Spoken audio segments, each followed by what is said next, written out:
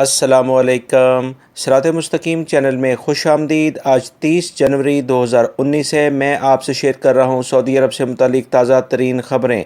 दोस्तों, रोज़ाना की बुनियाद पर सऊदी अरब से मुतालिक ताज़ा तरीन ख़बरें और दीगर अहम तरीन मालूमात मैं आप हज़रात से शेयर करता हूँ। प्लीज़ मेरा चैनल सिरात मुस्तकीम सब्सक्राइब कर लें, बेल बटन लाजमी प्रेस कर लीजिएगा ताकि जैसी मैं कोई वीडियो अपलोड करूँगा फ़ौरी तौर पर आप हज़रात को मिल सकेगी।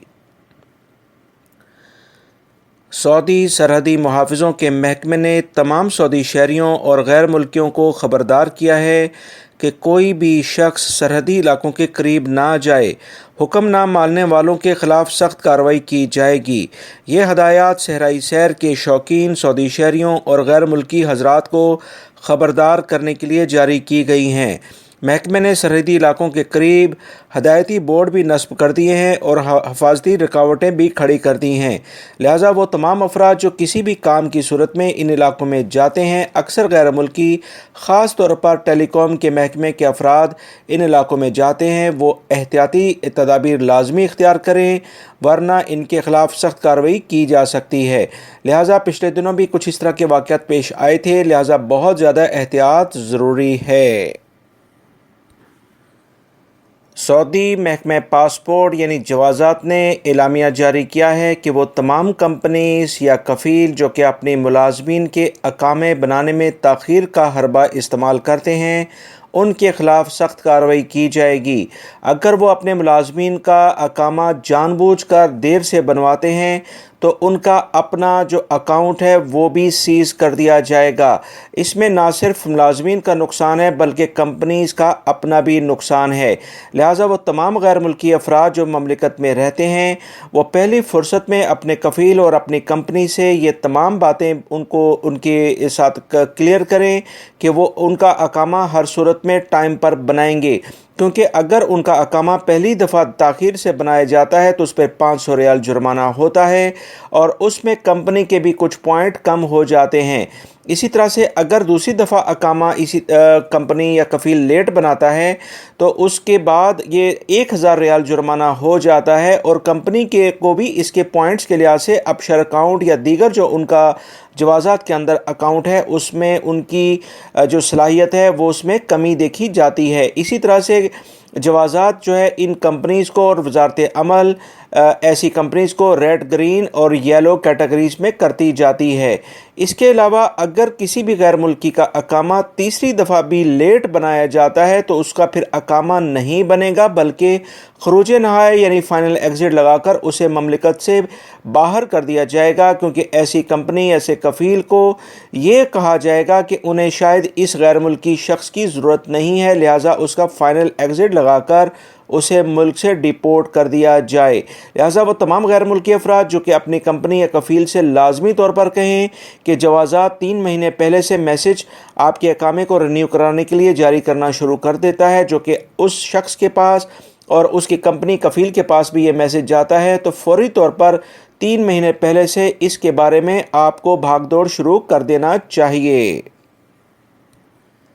दोस्तों, सऊदी अरब में इस दफ़ा एक बार फिर से बारिशों का सिलसिला जारी हो गया है। तमाम प्लानिंग आपकी कोई भी एक्टिविटीज़ चाहे सऊदी शहरी हों गैर मुल्की हों, अगर मौसम सही नहीं है तो वो तमाम धरी की धरी रह जाती हैं। इस सिलसिले में वज़ारत महकमा मौसमियात ने एक अर्ली वार्निंग जारी की है, जिसमें उन्होंने कहा है कि मक्का और मदीना का जो इलाके हैं यहाँ पर थंडर स्टॉर्म यानी कि गरज चमक के साथ बारिश होने की उम्मीद पैदा हो रही है।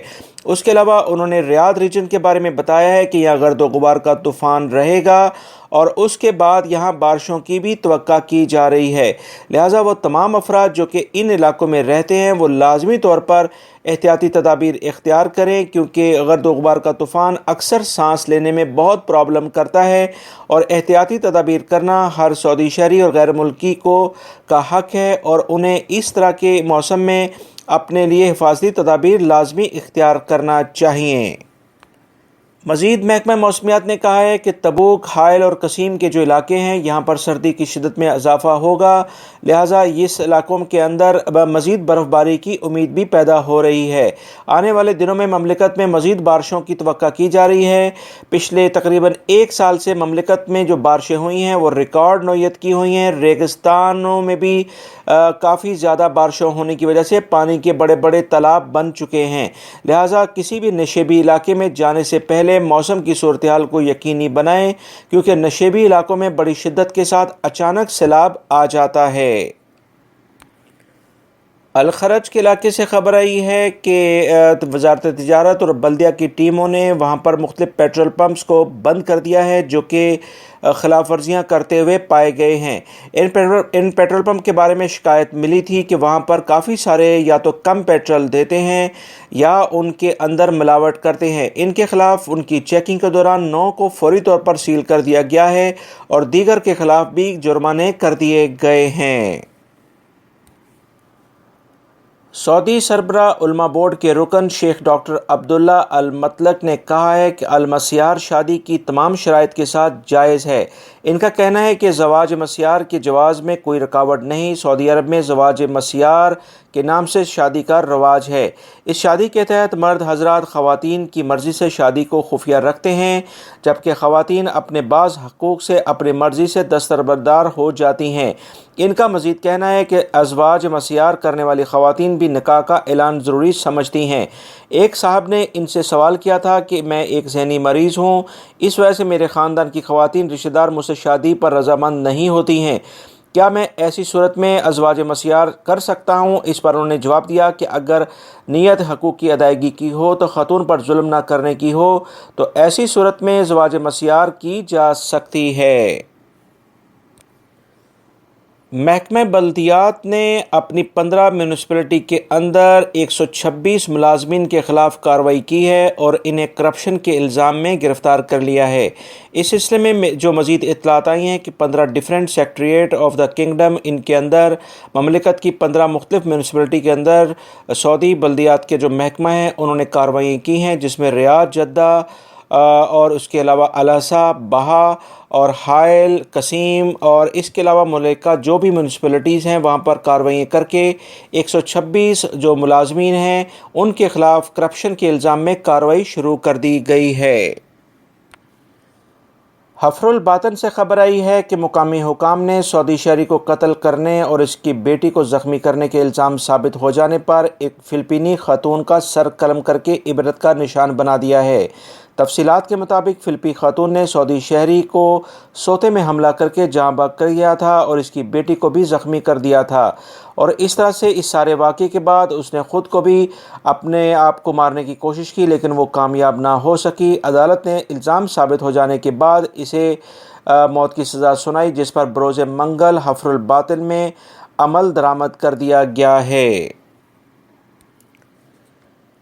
جدہ کے ریڈ سی مال میں پہلے سینما گھر کا افتتاح کر دیا گیا ہے۔ افتتاحی تقریب کے موقع پر اعلیٰ عہدیدار، سرمایہ کار، میڈیا کے نمائندوں اور فلمی دنیا کے ماہرین کثیر تعداد میں موجود تھے۔